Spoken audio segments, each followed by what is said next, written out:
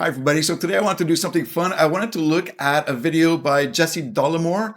It's called Canada's Mark Carney calls Trump on his shit in Davos, Switzerland. I like Jesse Dollemore because he's an American who seems to get us Canadians. I like his point of view. So let's go take a look. This bargain no longer works. Let me be direct. We are in the midst of a rupture, not a transition. All right, let's stick with Davos. Let's stick with the world order here. Let's stick with leaders on a global stage who actually have the gumption and the leadership ability to call Donald Trump out on his shit. Now, Mark Carney here, the Prime Minister of Canada, our peaceful ally to the north, our neighbor, our good neighbor, filled with decent and loving people, accepting people. It is a nation that has placed empathy and politeness as it has become a trope about how apologetic and friendly Canadians are. It's stereotype for a Canadian to be super nice. Because it's true, largely. Obviously, they have their cross-section of dipshits in Western Canada. North of where I grew up in Idaho, you've got your... No. We love Western Canada. Dipshits are everywhere, not Western Canada. Your individually, your toughness, you pull yourself up by your bootstrap racists, they have them there. But largely Canada is a land of beauty, both in geography, but also in the people there. And Mark Carney is no exception. He took to the stage at Davos in Switzerland at the World Economic Forum and talked about American hegemony, about leadership of America and how things used to be, but that can't be relied on anymore. There is no decency coming from the United States. In fact, if anything, there are threats emanating from their neighbor to the south, the United States. And Mark Carney, while not naming Donald Trump by name, absolutely calls this as it is. And I hope, here's my call to other world leaders, start treating Donald Trump like he is. Start acting as though there is a real threat to your countries, because Donald Trump is a modern day Hitler. You wouldn't sit around and laugh at the jokes of Hitler at a global forum like this. Certainly not knowing what we know now about Adolf Hitler, right? Well, Donald Trump is no different. He is imperialist. He is a conquest. He's a racist. He's rounding up black and brown people for the crime of being black and brown in the United States. Even citizens are not immune from this. So here is the Prime Minister of Canada really speaking more forcefully and accurately than any world leader that I've seen up to this point. And I, for one, am here for it. If you've seen the speech, it's amazing. It's, I'd put this up there with some of the great speeches by JFK or Churchill. This is one for a moment. This is a speech for our times. Absolutely fantastic. You could be, and I get a lot of comments in the videos from people who talk about, the Liberal Party or Mark Carney being a communist, and words like manifesto get thrown around and all kinds of other stuff. I think he's doing a great job. I'm neither left nor right necessarily. When I vote, I will vote for the person. And I think from what I see so far, I see him doing a great job.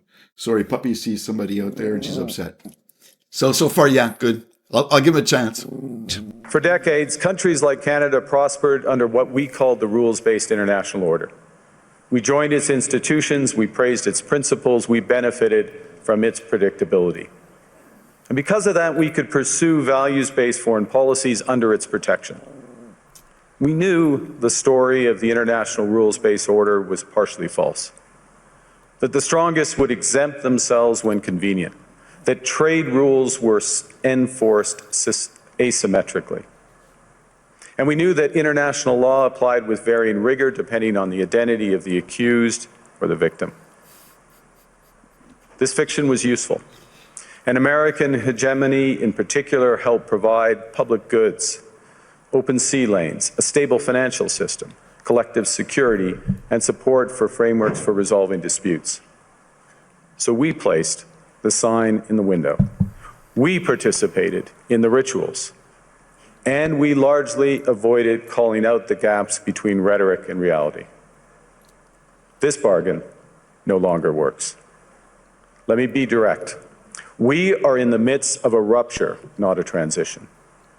Over the past 2 decades, a series of crises in finance, health, energy, and geopolitics have laid bare the risks of extreme global integration. But more recently, great powers have begun using economic integration as weapons. Tariffs as leverage, financial infrastructure as coercion, supply chain. Now, I wonder who he's talking about. Tariffs as coercion, and I don't know. Still a good speech. As vulnerabilities to be exploited. You cannot live within the lie of mutual benefit through integration when integration becomes the source of your subordination. The multilateral institutions on which the middle powers have relied, the WTO, the UN, the COP, the architecture, the very architecture of collective problem solving are under threat. And as a result, many countries are drawing the same conclusions, that they must develop greater strategic autonomy in energy, food, critical minerals, in finance and supply chains. And this impulse is understandable. This bargain no longer exists. The old world order, both economic and military, and the ally, the station of allies between nations no longer exists. The great powers that we once considered great, and I guess sometimes altruistic, no longer exist. We need to find new allies. We need to find new trade partners. We are being left in the dust by the rest of the world because Donald Trump wants to act. Sadly, it's what I see as well. It's terrible for our American friends and our American allies and the people that, the ones who didn't vote for the orange guy. Just terrible. Ally himself with countries like Russia, Hungary, the terrorist funding Saudi Arabia, Qatar. That's who he wants to be friends with. North Korea, maybe they're up next. China, he wants to be among countries that are of a global harm, that contribute to a destabilized planet, both economically and militarily, socially, culturally. Donald Trump wants to be an agent of chaos like he is, like he knows he can be. Because when the world is more unstable, he's able to put his thumb on it here and put his thumb on it here to make things better for himself so he can enrich himself. I'm going to talk later. Has America turned into the bad guy? I see the left-wing podcasts and so on saying, America's gone rogue and they're the bad guys. I don't believe that yet, but I believe that you have a bad guy in power. You have somebody who's very narcissistic and humbly, in my opinion. I don't know. And I have, you hear about him, you hear about his mental state and dementia coming in. When you look up what happens to narcissistic people when they start suffering from dementia, it's very interesting, the parallels we see now. Allegedly, in my opinion, don't sue me, please. About the $1.5 billion almost that Donald Trump has profited himself in just 1 year as president of the United States. While MAGA, crickets. While Republican congressmen and senators, crickets. They're allowing him to be the dictator that he dreams to be because they have no loyalty to the United States. They have no fealty to the Constitution. They have no notion of respect for the oath, their own word that they gave to support and defend the Constitution against all enemies, foreign and domestic. They're afraid of the orange guy. They're afraid of the orange guy because he's been doxing people. How does the president of a country get away with doing something like that? It's the most despicable anti-democratic thing ever.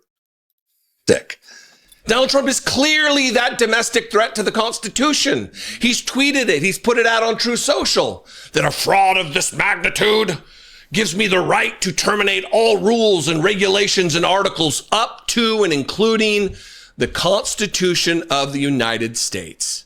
And these fucking traitors side with him, the traitor, over their own oath to this document.